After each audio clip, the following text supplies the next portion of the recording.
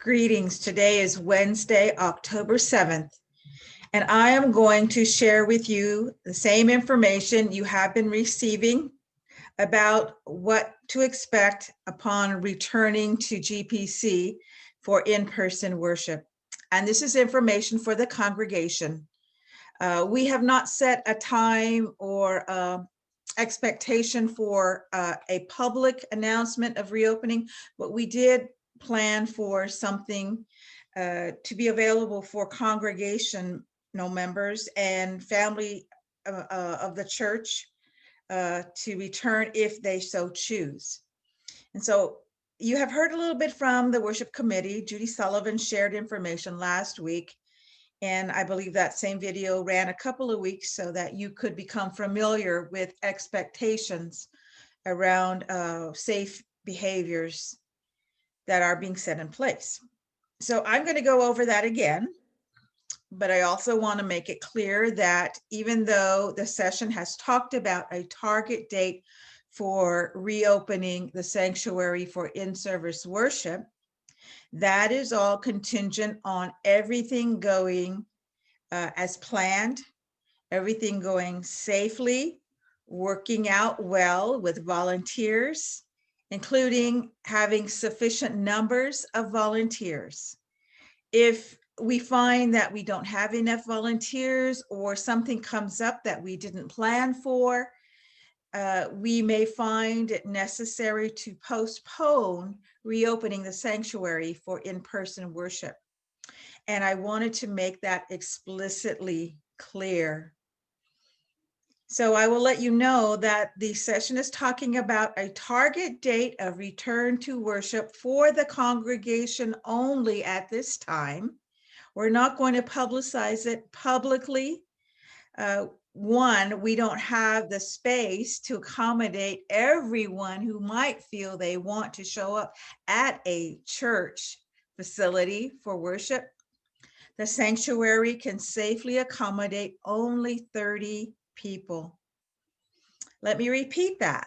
Our sanctuary, according to the CDC recommendations of socially distancing, can only accommodate 30 people. We are planning to set up the overflow area in the Palmer Center in Falkenstein Hall to accommodate approximately 30 more individuals who may show up. So this is all background information for you. Should you wish to and are planning on returning to the sanctuary for in-person worship, that will take place, if all goes well, October 25th. Again, if all goes well, pending, everything going as planned. We have the 2 test Sundays already set up, which you have heard about, the 11th and the 18th. And we asked for RSVPs for those 2 Sundays because we wanted to make sure we could accommodate 30 people only. But after that, we will have overflow space in Falkenstein Hall. We most likely will not be asking for RSVPs, but please know that once we hit 30 individuals in the sanctuary, if you come, and that is the case, an usher will let you know that we have space available in Falkenstein Hall where you can participate in virtual worship. Now, you may decide that you want to remain at home and continue to worship with us online, which is fine. We will continue to live stream into the foreseeable future. Digital presence is the way of the future.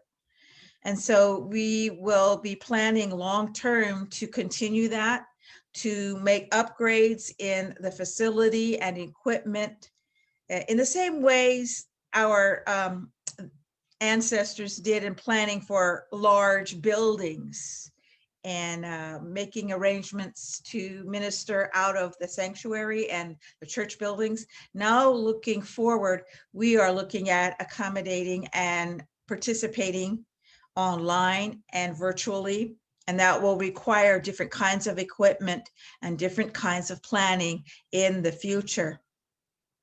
So we have all that to look forward to.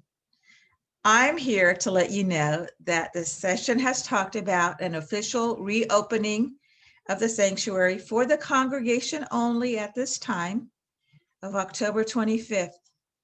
If something happens between now and October 25th, and we feel that we need to postpone that date, we will let you know.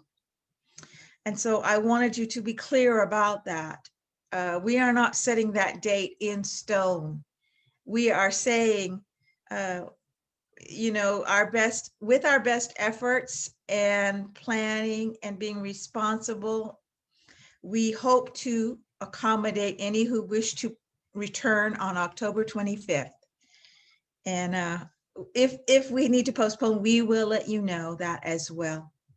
And we hope to have our deacons online and on standby to give you a call to just let you know about any changes that may be forthcoming. If you have questions, you can always call the office and we will give you the latest news as we have it.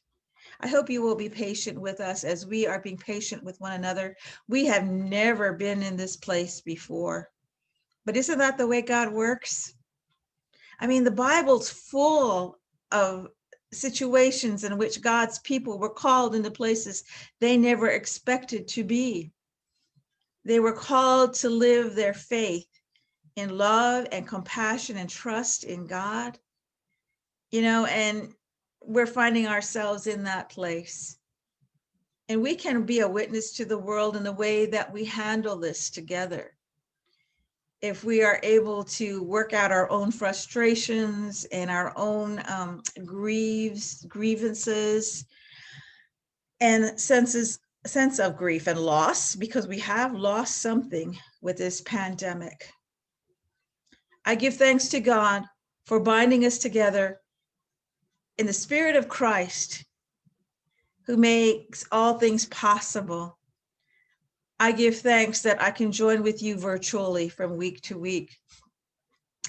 You're not like my community, and I am in many ways not like yours. We have different experiences, and yet we share one faith, one baptism, and we are able to worship one God.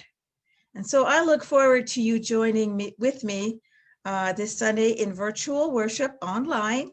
If you're one of those who RSVP'd to show up for a practice Sunday, I will see you in the sanctuary, masked or with a face covering.